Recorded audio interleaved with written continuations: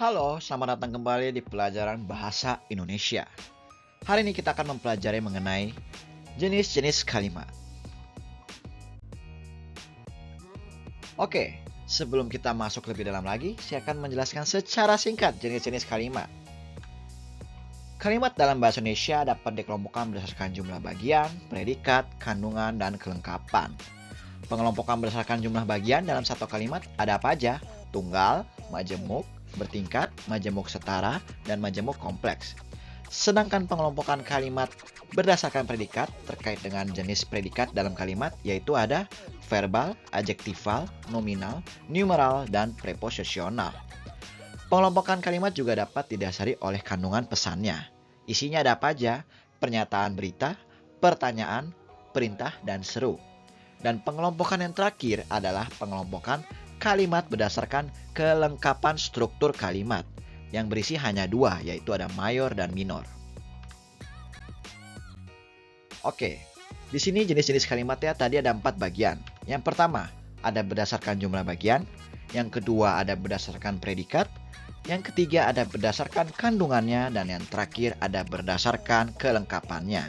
Saya akan menjelaskan secara satu persatu di slide berikutnya. Oke, kita masuk ke jenis kalimat yang pertama, yaitu ada berdasarkan jumlah bagian. Klasifikasi ini merujuk pada klausa yang terdapat dalam satu kalimat. Umumnya, kalimat terdiri atas satu klausa, atau disebut dengan kalimat tunggal dengan satu subjek, satu predikat, satu objek, dan unsur lainnya. Pada penerapannya, dalam sebuah kalimat dapat memuat lebih dari satu klausa. Salah satu princip kalimat dengan lebih dari satu klausa adalah adanya konjungsi atau kata hubung. Berikut ini 4 jenis kalimat berdasarkan jumlah bagiannya dan contohnya masing-masing. Kita masuk yang ke pertama. Kalimat tunggal. Kalimat tunggal itu terdiri dari satu klausa. Contohnya, saya subjek, makan predikat. Sesimpel itu. Lanjut kita yang kedua. Kalimat majemuk bertingkat. Terdiri dari dua klausa, yaitu kalimat induk dan kalimat anak kalimat. Pada kalimat majemuk bertingkat, kita bisa menggunakan konjungsi subordatif seperti karena, sejak, sehingga, kalau, jika, andaikan, agar, meskipun, sekalipun, dan lain-lain. Saya akan beri contohnya. Untuk kalimat induk, saya subjek, makan predikat. Untuk anak kalimat, saya subjek, lapar predikat, menjelaskan sebab dari kalimat induk sebelumnya. Kalimat majemuk bertingkat, saya subjek, makan predikat, karena konjungsi, lapar predikat. Salah satu ciri kalimat majemuk bertingkat adalah kita dapat menempatkan konjungsi dan anak kalimat di awal kalimat dengan memberikan tanda koma. Contohnya, karena konjungsi, lapar subjek, koma, saya subjek, makan predikat. Kita lanjut ke contoh kalimat yang ketiga, yaitu majemuk setara. Kalimat majemuk setara mempunyai contoh yaitu saya subjek, makan predikat, kalimat adik subjek, belajar predikat, kalimat majemuk setara, saya subjek, makan predikat, dan konjungsi, adik subjek, belajar predikat. Kalimat majemuk setara tidak memiliki induk dan anak kalimat, karena keduanya bagiannya setara. Pada kalimat majemuk setara, konjungsi tidak dapat diletakkan pada awal kalimat. Konjungsi yang digunakan pada kalimat majemuk setara adalah konjungsi koordinatif seperti dan, atau, melainkan, sedangkan, serta, tetapi. Lanjut ke contoh kalimat yang terakhir, yaitu kalimat majemuk kompleks. Contohnya, kalimat induk, saya subjek, makan predikat.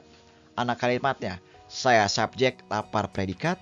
Kalimat kedua, adik subjek, belajar predikat.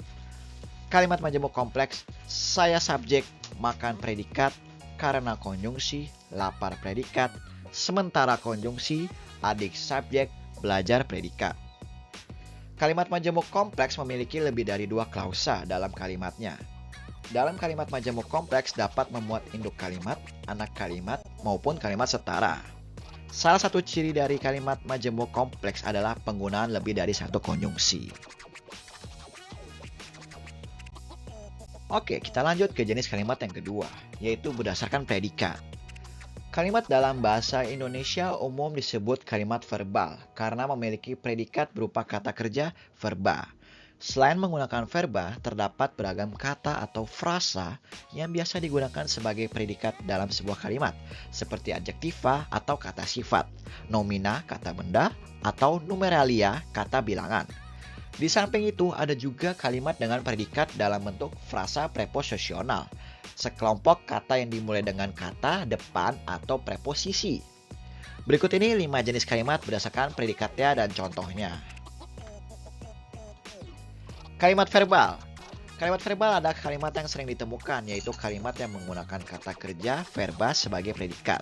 Contohnya, dia subjek, bekerja predikat verba. Lanjut, kalimat adjektival. Selain verba, kita juga dapat menggunakan kata sifat atau adjektival sebagai predikat untuk menjelaskan kondisi subjek. Contohnya, dia subjek, pintar predikat adjektival. Lanjut, kalimat nominal.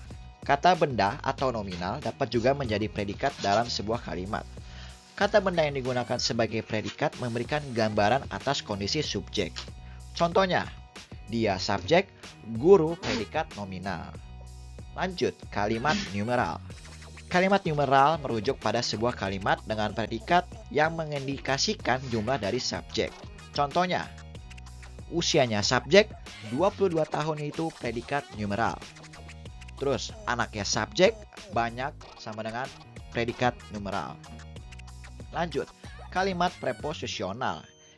Kalimat preposisional merujuk pada kalimat dengan predikat berupa sekelompok kata dengan awalan kata depan di, ke, dari. Contohnya, dia subjek ke pasar predikat preposisional. Kita lanjut ke jenis kalimat berdasarkan kandungannya. Kalimat dapat dikelompokkan berdasarkan kandungan pesanan yang ditunjukkan untuk disampaikan. Pengelompokan ini dapat dibagi menjadi kalimat pernyataan, berita atau deklaratif, pertanyaan, interrogatif, perintah, imperatif, dan seru eksklamatif. Berikut adalah beberapa jenis kalimat berdasarkan kandungannya. Kalimat pernyataan, berita atau deklaratif. Contohnya apa? Anis subjek, membaca predikat, buku objek, di perpustakaan keterangan. Kalimat tanya atau interrogatif. Contohnya apa? Apakah keterangan, Anis subjek, membaca predikat, buku objek, di perpustakaan keterangan. Lanjut, kalimat perintah atau imperatif. Contohnya apa? Bacalah predikat, buku objek. Lanjut, kalimat seru atau aklamatif. Contohnya, wah betapa indahnya itu predikat, bunga-bunga itu subjek. Lanjut ke jenis kalimat berdasarkan kelengkapannya atau jenis kalimat yang terakhir. Pengelompokan kalimat yang terakhir dilihat dari kelengkapan unsur dalam kalimatnya. Berikut ini 2 jenis kalimat berdasarkan kelengkapannya dan contoh masing-masing. Yang pertama ada kalimat mayor. Kalimat ini memiliki unsur utama kalimat, paling tidak subjek dan predikat. Oleh karena itu, kalimat mayor disebut juga kalimat lengkap. Contohnya langsung saja. Saya subjek, makan predikat. Lanjut yang kedua yaitu kalimat minor. Kalimat minor tidak dapat dijelaskan atau memiliki subjek atau predikat. Karena hal tersebut, kalimat jenis ini disebut juga kalimat tidak lengkap. Contohnya, hanya satu yaitu makan atau predikat. Oke, jadi kesimpulannya adalah jenis-jenis kalimat terdiri dari berbagai klasifikasi berdasarkan jumlah bagian, predikat, kandungan, dan kelengkapan. Seperti kalimat apa? Tunggal, majemuk bertingkat, majemuk setara, dan majemuk kompleks. Selain itu, kalimat dapat dibedakan berdasarkan predikatnya, kandungannya, pernyataan, pertanyaan, perintah, seru, dan kelengkapannya, yaitu mayor dan minor. Oke, kita cukup sampai sini saja. Terima kasih, sampai bertemu lagi.